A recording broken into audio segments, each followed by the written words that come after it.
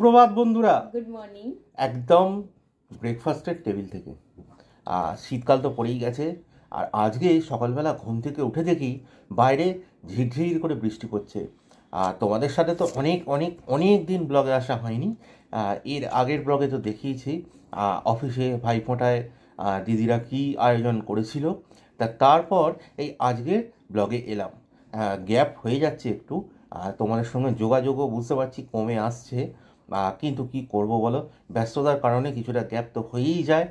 আর আজকে সকালবেলা উঠে দেখি হালকা ঠান্ডা তো রয়েইছে, তার সঙ্গে ঝিরঝিরে বৃষ্টি। আর আমার গলাটা শুনে তো বুঝতেই পারছো অল্প বসেছে। শনিবার যদিও আজকে, কিন্তু আজকে অফিস যাইনি একটা বিশেষ কারণে। আর আজকে ব্লগটা এখান থেকেই শুরু, ব্রেকফাস্ট টেবিল থেকে। টেবিলে তার সাথে কি কি আজকে ব্রেকফাস্টে সেটা তো ব্রেকফাস্টে রয়েছে, এইটা দেখো, এটা এক ধরনের বিস্কিট, বেকারি বিস্কিট, তোমরা অনেকেই খাও এটা। এটা একদম এরকম দেখতে, ওপরে চিনি জাস্ট দেওয়া রয়েছে। আর তার সাথে এক ধরনের পাউরুটি। বলতে এই পাউরুটি লম্বায় 4 পিস করে একটা সময়তে আমি চায়ের দোকানে খেতাম, আর তোমরা অনেকেই হয়তো খাও।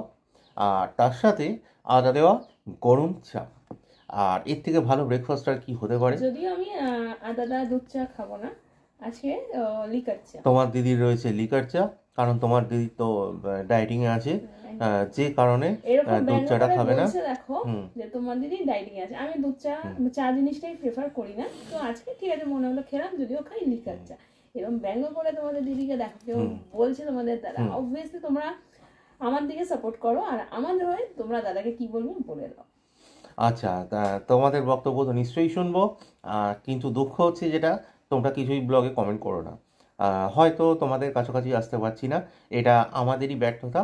তার যাই হোক, দেখতে থাকো, সঙ্গে থাকো। আজকে সারাদিন কী কী করি, যদিও কিছুই করবো না, বেশিরভাগ করি বলে যে স্টার্টটা করলো, তবে অনেক কিছু কাজ করো, কিন্তু কিছুই করবো না, কিছু করবো না। আলটিমেট শেষ পর্যন্ত দিনের শেষে আমি তোমাদের বলবো তোমাদের দাদা কি কি করলো। তো চলো, আপাতত চা ঠান্ডা করে লাভ নেই, চলো চাটা খেয়ে নিই, খেয়ে তারপর একদম হ্যাপি রেনি স্যাটারডে বন্ধুরা। দেখো আমি শুয়ে আছি, এই ঠান্ডা তার সঙ্গে বৃষ্টি। আজকের দিনে যারা স্নান করবে তারা কিন্তু সত্যিকারের ট্রু উইন্টার লাভার। আর এই দেখো তোমাদের দিদি বসে আছে, সকালবেলা 11:30টার সময় স্নান টান হয়ে গেছে। পাশে গুল্লুবাবু সমস্ত দেখো এখানে বলতে দাঁড়াও, মানে ইন্টারাপ্ট করলে হবে না। পাশে গুল্লুবাবু সমস্ত খেলনা ছড়ানো, যেগুলো তোমাদের দিদি গুছোচ্ছে। আর 11:30টার সময় স্নান হয়ে গেছে। তাহলে বলো, তোমাদের দিদি যে বলে যে শীতকাল আমার ভালো লাগে না, তাহলে ট্রু উইন্টার লাভার কি? প্রথম কথা, 11:30টায় স্নান এই কারণে, তোমার দাদাভাইয়ের আজকে অফিস যায়নি কোনো একটা কারণবশত, ওই কারণে 11:30টায় স্নান হয়েছে। নচেত আমার মোটামুটি 9টার মধ্যে পুজো স্নান সব কমপ্লিট হয়েছে। একদমই তাই।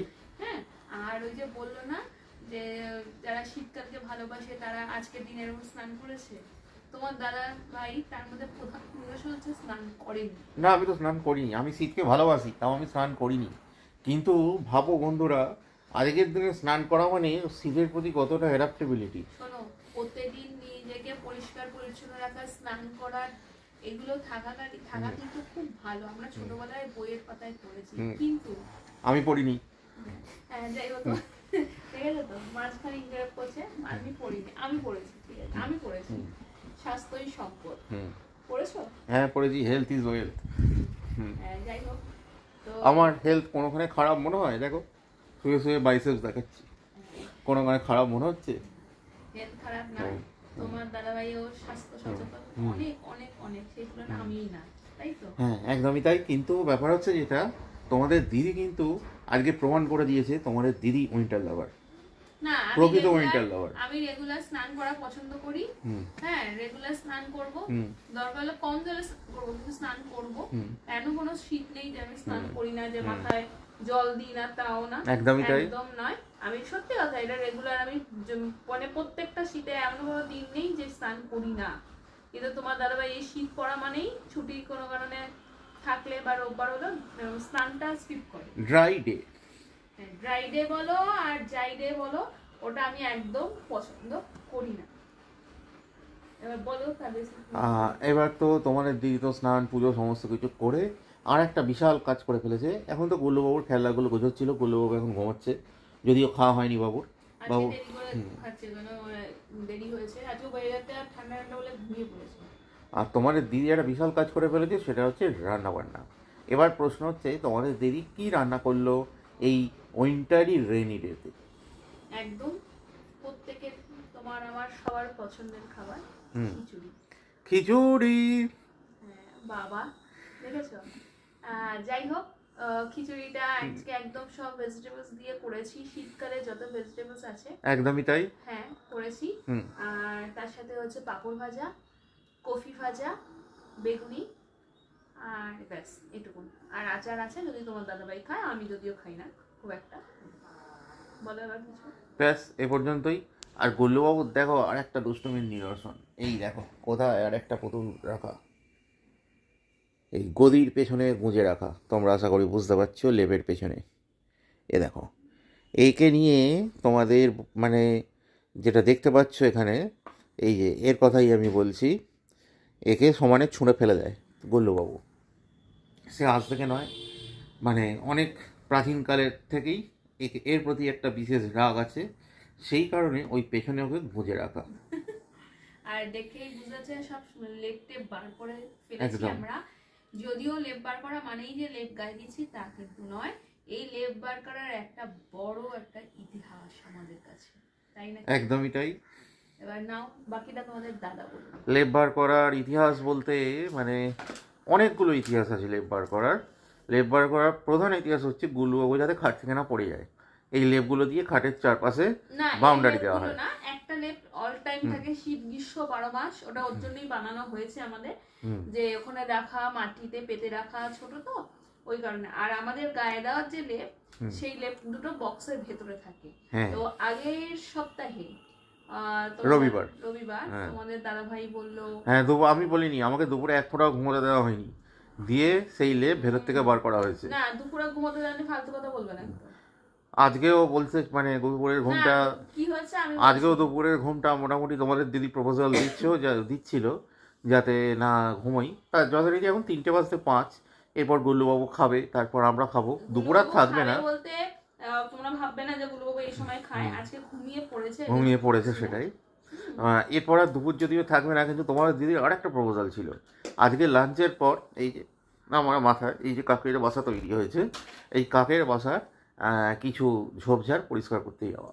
তা ছুটির দিনে যথারীতি এই রেনি উইন্টারি ডেতে দেখেছো কীরকম আস্তে আস্তে আর চোখে চোখে আমার দিকে দেখছে কথাগুলো বলছি বলে, তা আমি যথারীতি সে প্রোগ্রাম বয়কট করেছি। কালকে সানডে আছে, কালকে ফার্স্ট হাফে গিয়ে সে প্রোগ্রাম সেরে নেবো। একদম, সেটা তোমার দাদাভাই যদি না বৃষ্টি হয়েছে, কিন্তু আমি আবার ওইসব না, আমার হাতে সময় থাকলে সেই সময়টুকু আমি ঠিক নির্দিষ্ট কাজে একদমই ব্যাস। আর হ্যাঁ, লেপ বার করার বললো যে ঘুমাইনি, সেটা কিন্তু একদমই নয়। সমস্ত কিছু হ্যাঁ হেল্প করেছে, গুল্লুবাবুকে ধরেছে, আমি এদিকে টেনে টুনে বার করে আবার ঢুকিয়েছি, কিন্তু তারপরে কিন্তু অবশ্যই 1.5 ঘন্টার মতো ঘুমিয়েছিল আগের রোববার। হ্যাঁ সেটা সন্ধ্যেবেলা, দুপুরে নয়। তো ঘুমিয়েছো তো? দিবানিদ্রা নয়, ওটা ইভিনিং স্ন্যাপ। কাজ তো করতেই হবে, হ্যাঁ একদমই তাই। আমি কাজ করতে ভালোবাসি।